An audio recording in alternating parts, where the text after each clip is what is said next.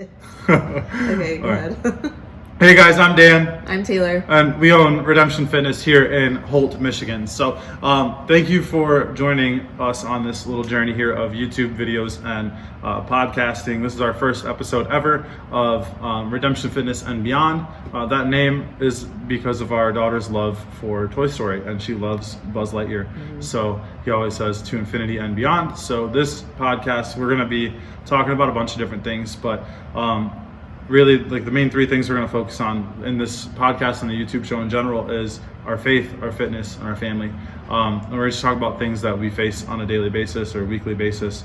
We're going to shoot to do this weekly. When Taylor has our second baby here in a couple of weeks, we probably might take that week off. But for the most part, she's saying yes to getting the baby out, not filming this, I think. But yeah, so that's kind of our goal, is to do this once a week for at least 6 months and kind of see where it's at after that. But so we're going to talk about three things today. We're going to talk about why we decided we wanted to start this podcast, and by we, I really mean Taylor. Number two, we're going to talk about Taylor's postpartum journey and the journey that's coming up. So her last one and the next one. And then we're going to talk about where Redemption Fitness came from, kind of how it started. So that's kind of what we're going to run into. Do you have anything you want to add to what I just kind of rambled on about there? No. All right, cool. So I guess, we'll start off with Taylor, me asking you, why did you decide that you wanted to do something like this? I know we talked about like doing live videos, doing different things, and eventually we settled on doing this podcast version here. So where did that come from? Like, why did that start? Yeah, so I think that this came from my first postpartum. I had such a crazy success when I just decided to start eating healthy and actually listening to you and what you were telling me to eat, what not to eat, right, sizes and stuff, and macros, which is another podcast that we'll get into. Yeah. But so once I started listening to you, I just had a crazy amount of success, and it took me so long to start wanting that success. I think I was listening to a lot of people just like tell me, well, you're breastfeeding and you're postpartum, and I allowed it to be an excuse, and it took a long time for me to actually notice that. But once I noticed it, I had a huge change, a big change. Yeah. And I just wanted to be transparent about that this time around, because I think that because my success was so fast and it looked so easy from the outside, I don't think a lot of people realize how difficult it was for me. And I just want to be a little bit more of an inspiration to others, and to like pave a road for people that would be struggling in the same situation that I was in. Yeah, and I think a lot of the crazy part about that is what people didn't see is that like you were coming to the gym 3 or 4 times a week, and you were eating relatively healthy, except for the occasional once a week Taco Bell, which like we always do that. So yeah. But like I think for the most part, like everybody seemed like it was just like, oh, Taylor's back in shape, but like they didn't see like what was going on in the background, and like I got to witness a lot of that firsthand, and so I think like the big thing, based on like what you were telling me about this like a couple weeks ago when you talked about wanting to do it for the new year, like first of all, I did not want to do it for the new year because I hate New Year's resolutions, which you talked about in my video yesterday. I hate New Year's resolutions. I think they're soft and no one ever follows through with them for the most part. Granted, like they can be very useful, but like I did not want to kick this thing off on New Year's Eve, running into the new year of saying we're going to do this every week. But like really, I mean, it's a perfect time to do it, because like we have gone through a lot of, I'm not going to say changes, but like changes for lack of better terms, something I can't figure out what I want to say right now. But like we've been through a lot in the last few months, from buying a house to basically everything being flipped upside down and just kind of rolling with the punches, so to speak. And right. That's one thing I'm sure it's gonna come up over the course of the next few weeks, at least for the podcast, as we kind of dive through where the gym came from and how we got to where we are right now. But yeah, I mean for people that have been involved in our lives, like they've known that I've been having a rough few months, and so just I think this podcast in general is just we're hoping to support people in as many ways as we can by being open. Mm-hmm. And I think this is a really big step out of your comfort zone. Oh yeah, this was huge, and knowing that you didn't really like starting New Year's resolutions, that's why I was kind of pushing to start on New Year's Eve, at the very latest, just because, I mean, that's not a New Year's resolution. Technically, it's not a New Year's resolution. That's right. It's starting at the end of the year. We start at the end of 2019, not 2020. Right, so. exactly. Perfect. There you go. Hey, that's a workaround. Awesome. So, I wanted to kind of talk about like a little bit more of your postpartum journey the first time with Freya. So, for those of you that don't know, which I'm assuming most of the people listening and watching this first video at least know us in a capacity, at least to know our daughter's name is Freya. She just turned 2, and she's a handful, and she's crazy, and she always says, "Have it." She wants everything, and she likes taking her vitamins, which is good. Yeah, she does. But she calls them gummies. yeah, she calls them gummies because they used to be gummies, but now we switched her to a different one. But anyway, so totally sidebar right there. But I wanted to talk about like me watching you struggle, like once you had Freya, because I think, and we're going to talk about this in a little bit, but we're both going to die laughing when we start talking about the hospital conversation we had. I don't know. I feel like every time we talk about that, I end up crying. But anyway, we'll get there. But like watching you struggle, like I didn't really realize, I think, that you were like actually having postpartum depression until probably 4 or 5 months into actually after having Freya, where you started to really not want to work out and you didn't want to coach because you didn't have the confidence. So kind of take us back to where you were then. Like why were you in that place? Was it literally just like you've been carrying this child for 9 months and now the child's not there and everything's different, or like what do you think it was? It was so weird. It was just I think that as a new mom, and everyone handles being a new mom differently, but I think the one thing that kind of came into my life full swing was, being this little angel's protector and like needing to, constantly put her 100% first. In doing that, I literally lost track of anything I needed at all. And when it was kind of brought to my attention that, there were things that I needed to do for myself, I didn't even know where to even start again. Like I had no clue, that I even needed anything. I thought that I was basically giving my all to everyone that I needed. Yeah. So I mean, it was really hard for me to even see it myself. Right. Well, I think you just said something that I had to grab that marker across you and write it down, because you said something that like we've really been focusing on at the gym here in Holt, and talking to people about like when they come in for sales consultations, whatever you want to call the meeting, when they come in to learn about a little bit about the gym, is we've kind of shifted our focus from anyone to moms and dads, like more specifically moms than dads, but just That's parents true. In general. Yeah. And you mentioned like you need to put her 100% first all the time, and I think, if I may make an assumption, I think that is what caused you to be depressed. Like I think that is how you got there. It was a huge reason on why. Because you weren't putting yourself first. Like and it's not selfish to put yourself first. I want to be very clear with what I'm saying. Right. Because like you waking up at, let's just hypothetically say you waking up at 4:30 and going to the gym at 5 o'clock before Freya gets up is not selfish. She's still sleeping. Like I'm still sleeping, which is nice. Thanks.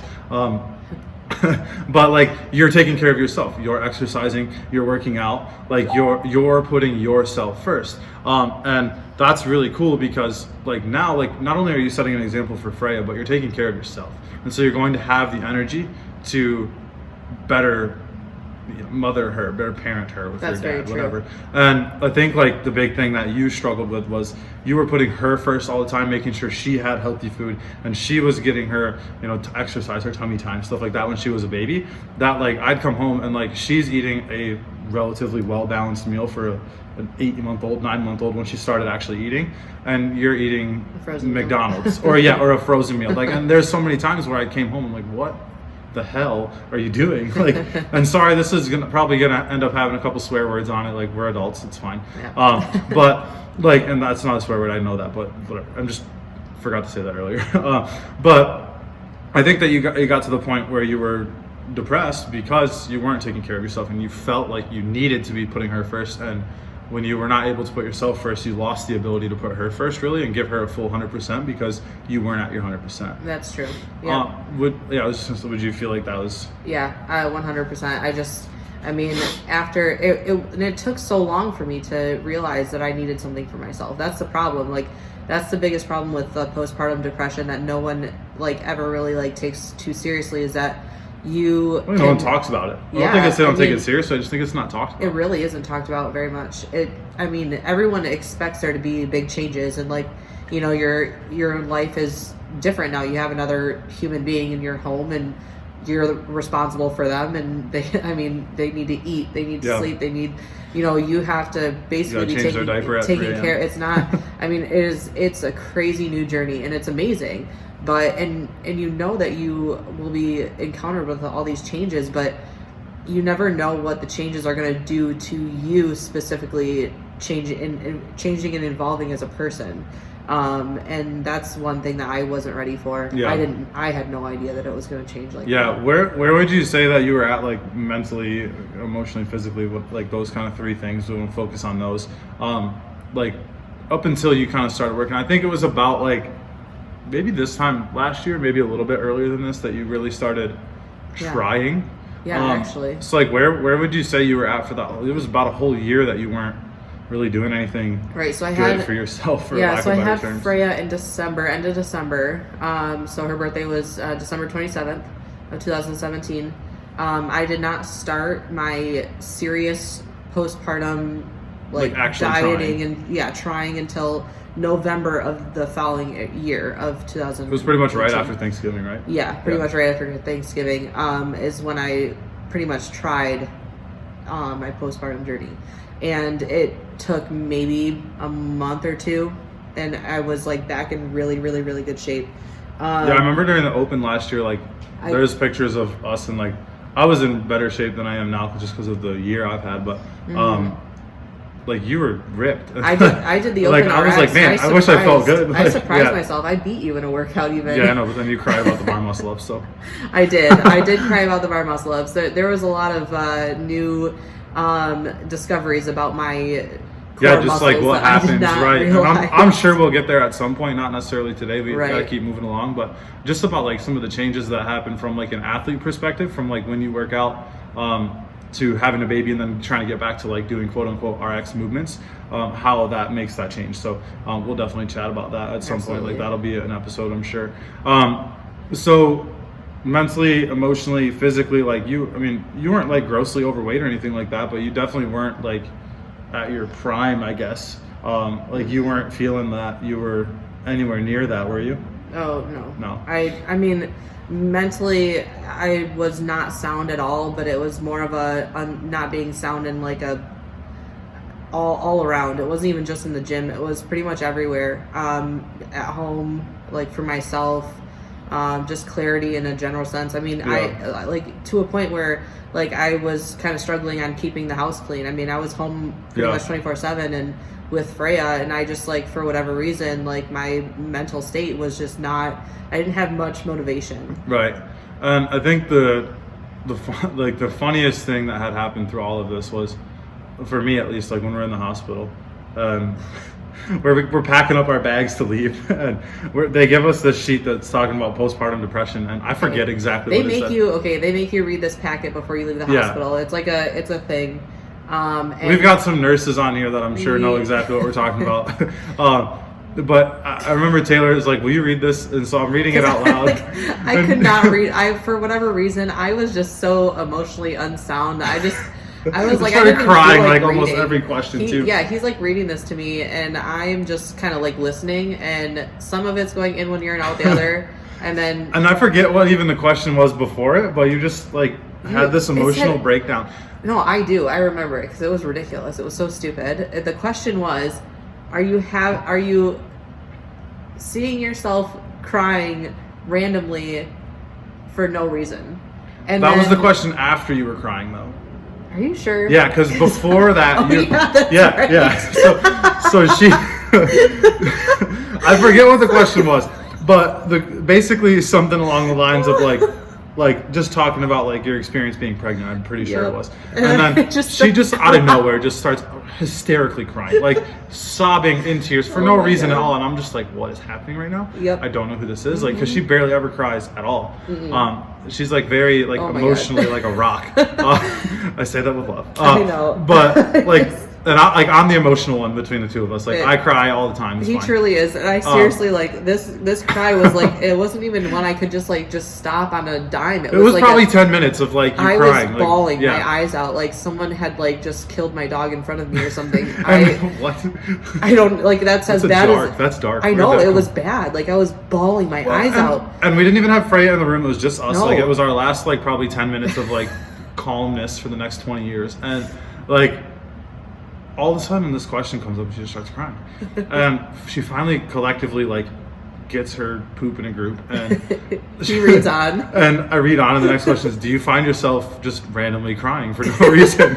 And we both just died and we lost it. But that's when I was like, okay, you definitely have postpartum depression. And you're like, I don't have postpartum. Like you denied it for a long time. And I think because I think I was like so tried to be such a rock for everybody. Yeah. I think that I kind of fooled you after a little while, No, I don't think you did. I think you did. Right after the hospital? I think you think you did. Oh, maybe but I think really like what it boils down to is just like being okay with where you're at, and that's like been really hard for me because like watching you get your crap together in the last a year ago to now like me from pretty much May through now being at this point where I'm just like, okay, like I need to make changes in my life just to protect my own space in my own head because like I'm working a lot. I'm, which is fine. Like I love what I'm doing, but like I just need to protect my space and I need to protect my head game because if I don't, like I am a mess. And like nothing gets done. And I find myself back. I mean, you've witnessed this playing video games like hours on end versus like actually being productive. And not that there's anything wrong with like having some time for yourself and playing video games. Like I really do enjoy that. But just being able to like be honest with where you're at, and that's been really tough for me because I've never ever admitted, like even when my parents got divorced, they tried to put me on antidepressants and like I absolutely refused. And like now, like right now, like probably not necessarily right now, maybe about a month ago, like I was at a point where I was like considering going to a psychiatrist and trying to get prescribed like antidepressants, and I don't have insurance right now, and I was completely willing to like pay out of pocket for whatever that would be because I just did not want to be where I was anymore in my head. And I don't know how much of that like you really noticed, but like there was a lot. Like it was bad like for a minute. But yeah, I mean, I guess like we can just kind of like what is your plan going into this next baby? Like I kind of got on a sidebar about myself here. That was not the point, but like what is your plan after Axel comes? Like what are you going to do differently this year to kind of this time to stop yourself from going down like in a downward spiral for 9 months before you decide to make a change? Sure. So obviously, after Axel gets here, there's going to be some things I'll have to, cross the bridges on. I'll have to take at least 2 months to ease myself back into any type of fitness because we are at a scheduled C-section. We had Freya as an emergency C-section, and looking at the risks of doing a natural birth after C-section, I've decided that it would be just a better journey for both me and the baby to just have a scheduled C-section. So I don't think it would be it's not far-fetched that he might even come early though because he's measuring pretty big. And it's very possible, but I think we've scheduled early on enough that we should be fine. But I think that giving myself the 2 months of just an easy transition into a little bit of a healthier diet. So I'll give myself the 2 months of an ease of a diet. So I'm going just to eating intelligently. Yeah. Not necessarily measuring everything and like being super strict. Exactly. Right? And and with that being said, like, 1 or 2 days. Can we still have Taco Bell once a week? I was gonna say one or 2 days out of the week, like, having a dessert for after lunch or after dinner or something, is something that in the next that 2 week postpartum or 2 month postpartum, I'm going to be perfectly okay with. I'm not going to beat myself up about something like that. But knowing you, like, it'll probably be like a Halo Top or something like that. Because, like, right now it's not. Like, we have too many Christmas cookies at the house. Like, let's just be honest. Exactly. Yeah, that's we all probably do. Everyone true. Watching this too. So, but I think like you're really good about making good decisions with your food, like with your snacks. Like I am not. Like I am a big time nighttime snacker. Like, and so I don't eat breakfast. Like I usually don't eat until like 1 or 2 in the afternoon. And like you just kind of eat like a bird all day like Freya does too. But Yeah, that's true. So like the biggest thing that it sounds like is you're gonna take 2 months to just kind of like ease back into it, not stress out too much once you have Axel, and just take your time to eat things that are decent. Right, right. Because I mean, in the next 2 months after he gets here, you know, there's gonna have to be the falling into the world of breastfeeding, and like, Yeah. how is he gonna take that? How am I gonna take that? Like, it's not gonna be the same. Like, is it even gonna happen? Like, Right, we Because haven't- Freya almost you didn't even have any. I couldn't. Yeah. I couldn't like produce for 2 the or 3 first weeks, and she wouldn't eat the formula either. couple So like weeks. I remember you were freaking out about It that. was that pretty might have hard. been something that really did not help your postpartum depression No. situation either, because I know you were dead set on breastfeeding Yeah. and natural birth and no epidural or anything like that at first. Yeah, and everything Now got going flipped into this upside one, you're down. like completely like whatever. I don't care. Yeah. Like as long as he's healthy and he can eat food, like whether it's Exactly. breast milk or it's a formula thing, I don't think you really care too much. I mean, obviously you'd probably rather breastfeed. I would but- rather breastfeed. That was like the best part about my journey with Freya thus far. It was just an amazing experience, to be honest with you.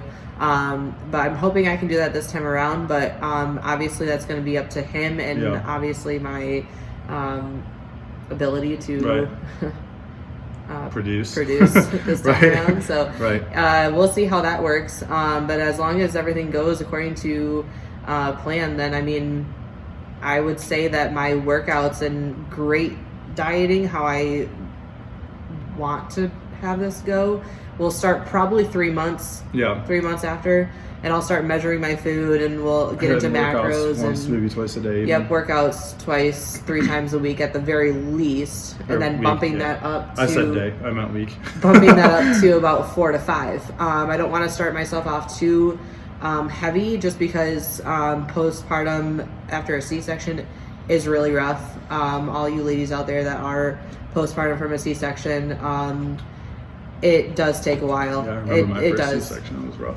You know what? So like, I remember when we lived in Philly, you were in pretty good shape. So like, is that kind of like your goal to get back to being able to compete? Like we moved out there to do grid. Like, are Right. you hoping to? And that was kinda- so much fun. Oh, yeah, I that loved was a grid. blast. Gosh, that was so much fun. I would love to be in that level again. I wish there was grid in general. Like, it's just gone now. Yeah, I know. But to be honest with you, I like to be at the competitive level, but I don't necessarily like to compete because I am a competitive person. Yeah. And I don't necessarily. You're really hard on yourself. So. I don't like that nature in myself. That's the thing. Like, I mean, I enjoy being able to be at that level, Yeah.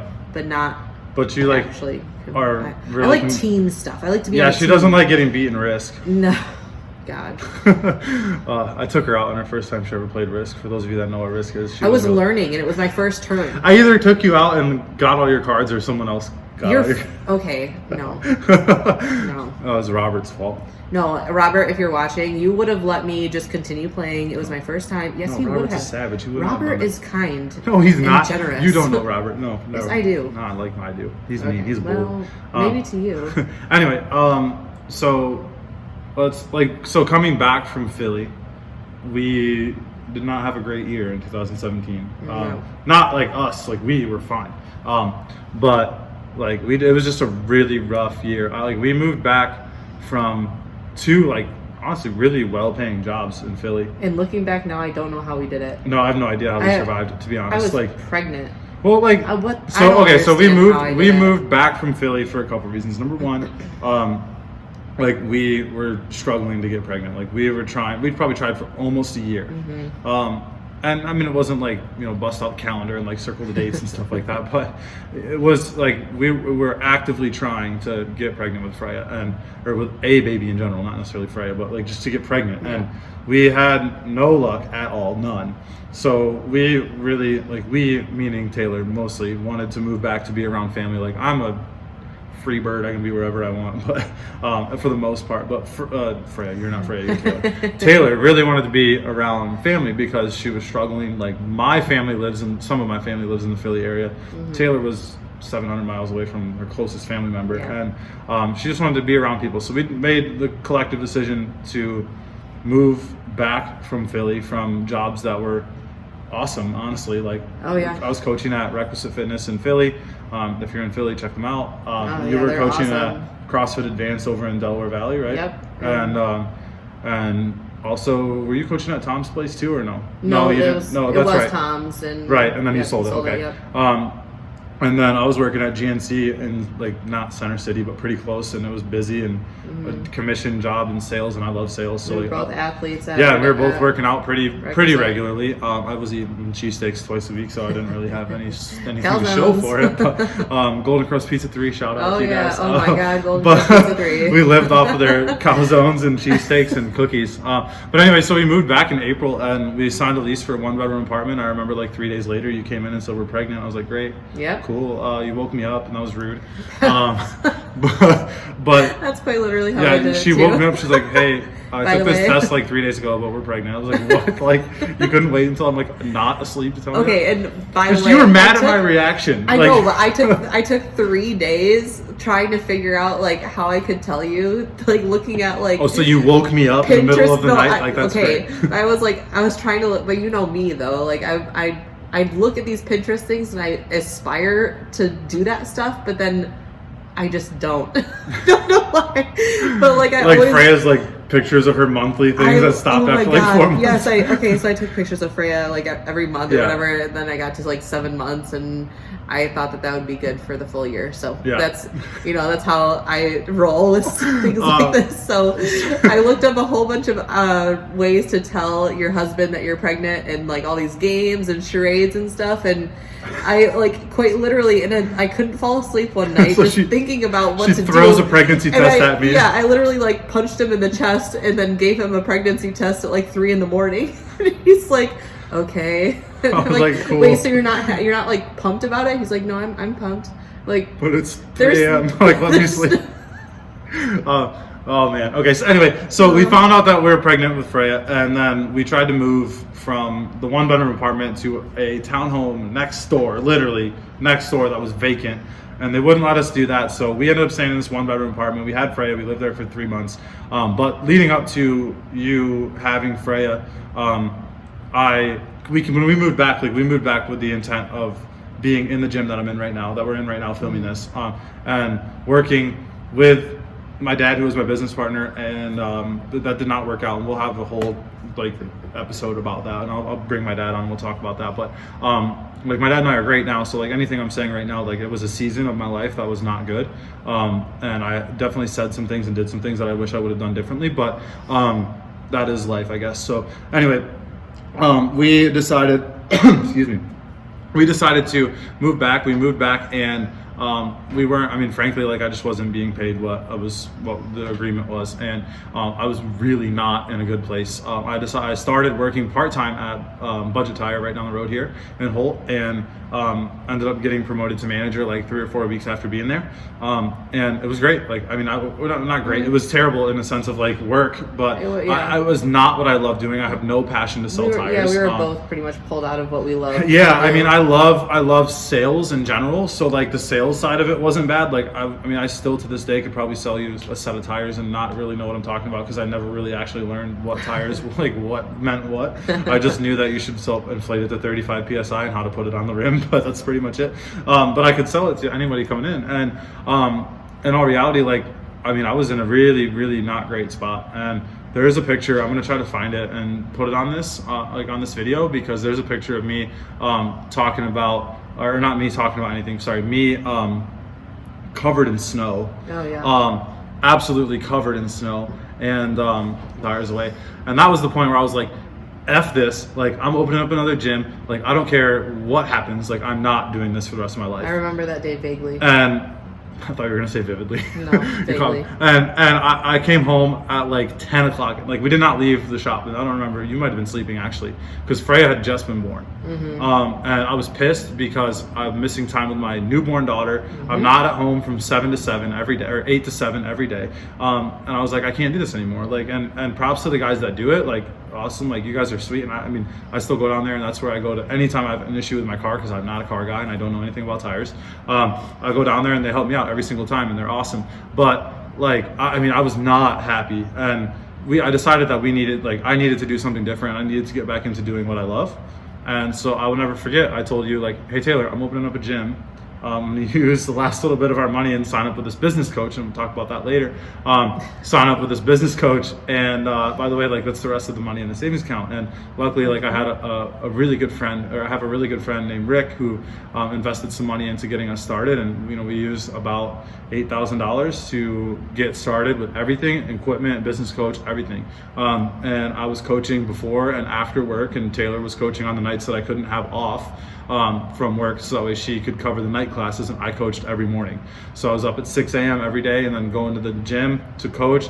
I was working out maybe twice a week. Mind you, I was also breastfeeding at the yeah, time, and so I she's had to take breastfeeding her and taking Freya to the gym with and coaching me all and the time. so anyway, like we found the business coach that we used. Let me rephrase that. I found the business coach that we used, spent our last $1,000 in the bank account, and told Taylor later. Again. Yep. So we built the savings account back up a little bit, and I was like, hey, by the way, I just signed up for this thing. It's $1,000, and it's $1,000 next week, and the week after that, and the week after that. And she's like, what do you mean? I'm like, it'll be fine. Don't worry about it. Like everybody says it works. Like they'll give me my money back if it doesn't, and it did. Like we grew very fast. The gym grew super quick, and that's not the point of this. The point of this is like we started Redemption Fitness because two things. One, I had a really bad experience with my first gym. Like it was great, but like it ended very poorly.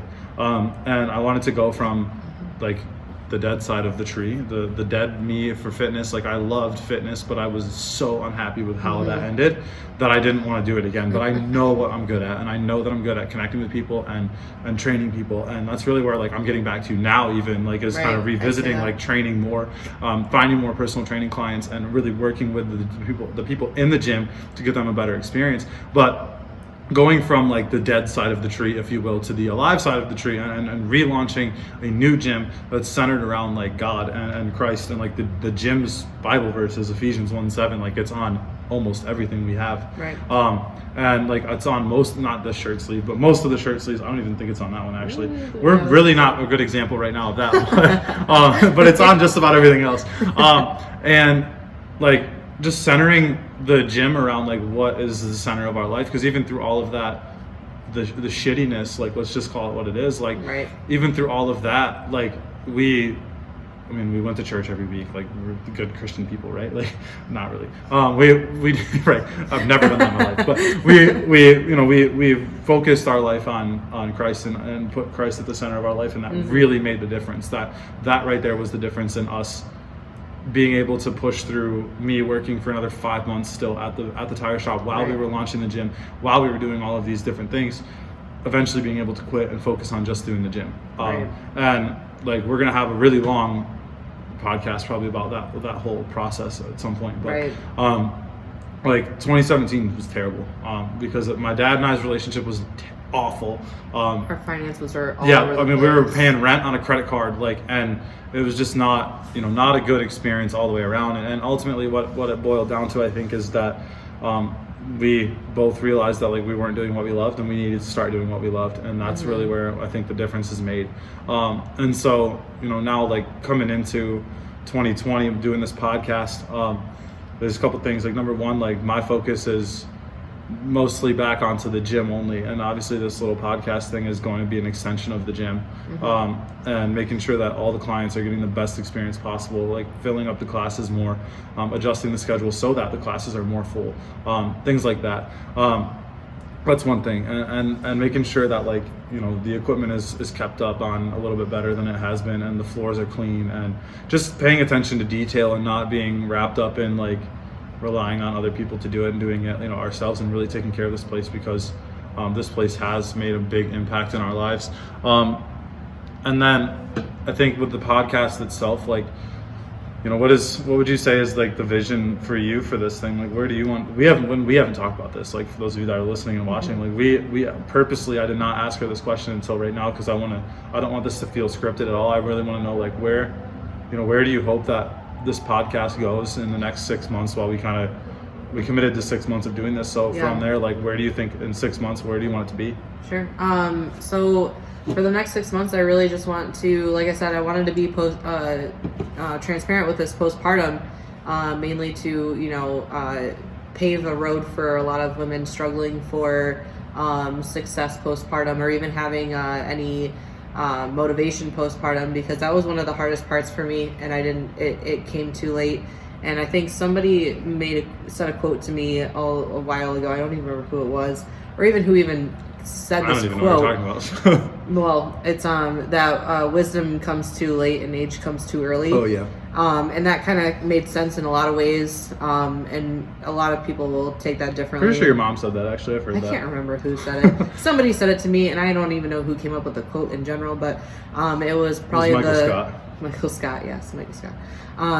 But that was like probably one of the smartest things I've ever heard, because it's so true, and it can be true along so many different avenues. Like, doesn't necessarily need to be talking about specifically wisdom versus your age specifically. Like, talking about my last postpartum, like my realization that I was depressed came way too late, and I could have discovered that so much early on.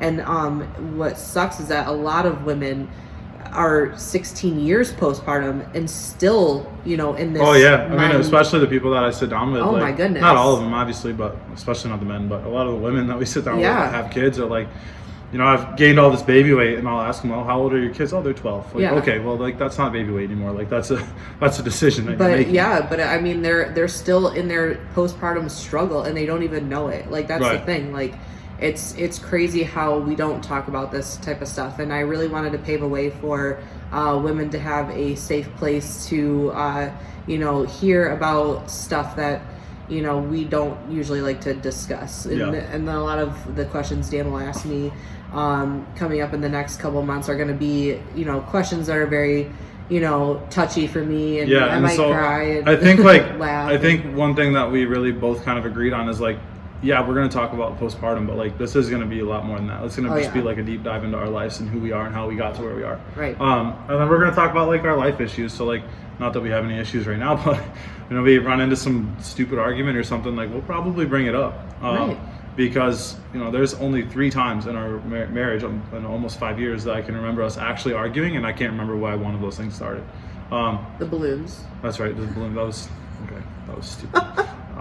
Taylor's deathly afraid of helium-filled balloons, and it is the dumbest thing ever. And it's literally, like, to this day, makes me angry. Like, we were setting up for our members' ball. We need to wrap this up, but we were setting up for our members' ball. And I'm filling up these balloons. I'm like, Taylor, can you hold this? And she's like, absolutely not. Like, she walked away. And, like, I'm, like, sitting there with 3 balloons. Like, if you're watching the video, like, I'm literally sitting here, like, holding balloons because I wasn't thinking. And I didn't tie any of them shut or tie the string to any of them yet.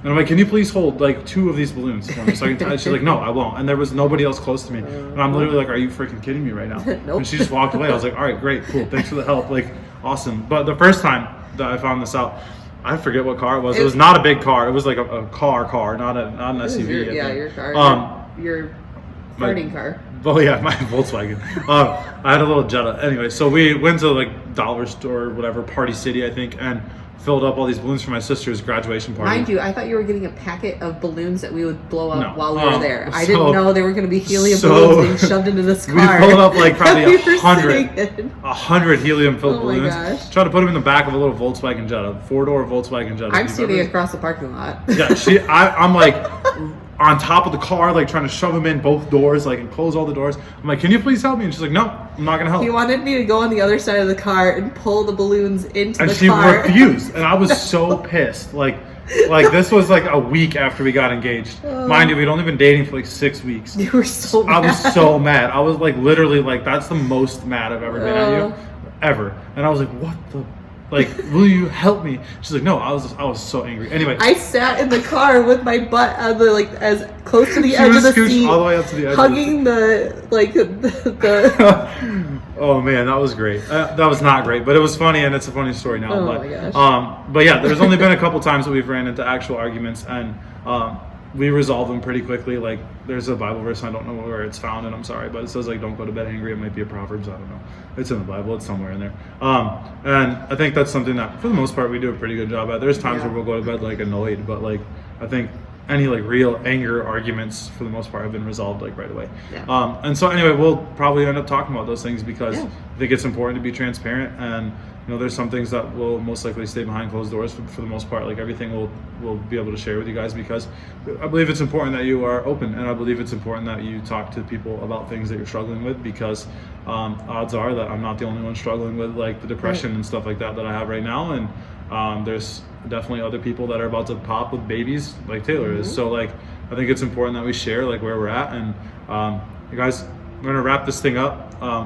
I forgot to tell you my vision for the podcast, so I'll do that real quick. I think it'd be sweet to have a couple hundred people that listen every week, and hopefully we can have some impact on people's lives. I mean, I don't really, like, we're not doing this to make money. We're not doing this to find crazy sponsorships. Like, honestly, like, we're just doing this for fun, and we're doing this for us to spend some time with each other, honestly, because I get lost in work a lot, and you get lost in Freya a lot, which is totally awesome.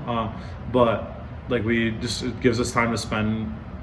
It gives us an avenue to spend time together and like just talk, and we want to share that with the world, and just kind of share what we're going through. So we're gonna wrap it up, guys. If you're watching this on YouTube, if you can hit the subscribe button and the little bell button right next to the subscribe, so you get notified when we post it. We're gonna try to post these every Tuesday. I'm currently I don't know what I'm doing, like just being honest, posting this stuff, like publishing podcasts or YouTube videos. We're very new. We have no idea what we're doing. So currently I'm trying to get the podcast stuff set up. So I'm going to try to get that up today. The YouTube video will be up today for sure, which is New Year's Eve 2019. I'm definitely going to get that set up right now. The podcast, I'm hoping I'll be able to drop that today as well. If not, like, it'll be up soon. And if you can give us a like or a subscribe or whatever. And comment some topics that you want us to discuss. Let us know what you want us to talk about. You can send us both Facebook messages, or you can send me an email at dan@danrollmyfitness.com, and just put podcast in the headline. And if you want us to talk about some stuff, we can definitely do that. But we're super excited about this, guys. Thanks for joining us, and that was Redemption Fitness and Beyond, guys. So thanks. See ya. Bye.